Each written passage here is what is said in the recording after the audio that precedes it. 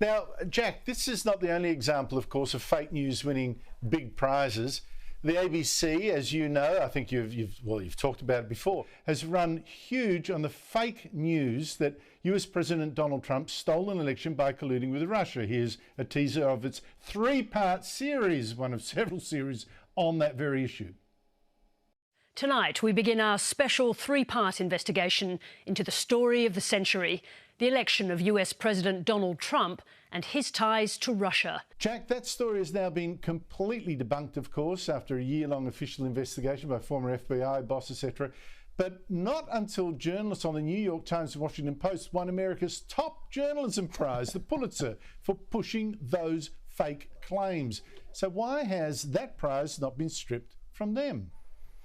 This is one of the biggest stories in America now, and it's actually come over to Australia because, as you've noted, Four Corners took a lot of that reporting and they assumed that the substance of that reporting was correct to the degree that they characterised this report into Donald Trump and the allegations as not only being true, but so negative and so inflammatory that if you were to do it to another candidate, there would be complaints filed against all sides. But this is the most remarkable story because what this shows is a coordinated effort to allow these lies to propagate. And now everybody that was responsible for this, every single person in the media that allowed these lies to proliferate through social media, they're pretending that it never happened. It just mysteriously disappeared, the whole Russiagate allegations. And it's honestly a really big shame that our national broadcaster hasn't apologised for its role in this misinformation.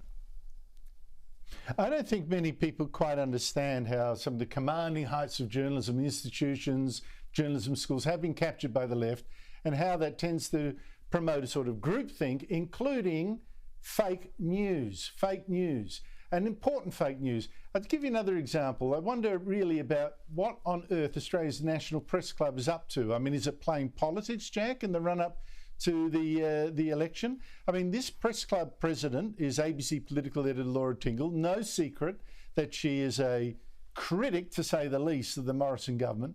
3 weeks ago, this press club gave Labor leader Anthony Albanese an easy go at the club address, its weekly little forum. Then 2 weeks ago, it gave Prime Minister Scott Morrison a vicious pack attack that you've discussed.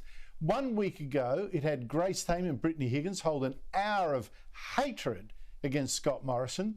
And this week, it's invited climate extremist Simon Holmes a court to give a speech on why he's funding the so-called climate independence against Liberal MPs, and only Liberal MPs, it seems.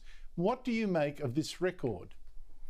Well, what I would say to Laura Tingle and the members of the press club is, what you're doing to yourself is stripping yourselves of integrity, because it's supposed to be a neutral environment. It's supposed to be definitely tackling the big issues. But if you hijack that and you turn this into an activist platform, you become irrelevant. And there are some serious similarities between what's happening now in the press club by getting Simon Holmes a court on, by giving Albo a free run, by getting women who whatever you think about them individually, you know what their politics and their political stances are, and you know how that's going to hurt the coalition.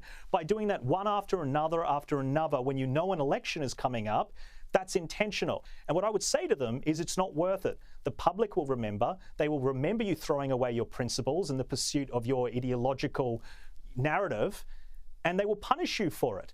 So keep doing it. That's fine. We're going to keep reporting on it. We're going to keep pulling apart the ridiculous examples of bias that you bring to the press club. But ultimately, it's just going to make you look ridiculously biased. Well, and then journalists get all huffy and outraged and surprised when, for instance, tens of thousands of protests in Canberra over the last week have been calling them the fake news media and liars, and we don't really trust you at all. Is there any surprise to that? Jack Houghton, thank you so much indeed for your time. Thanks for having me, Andrew.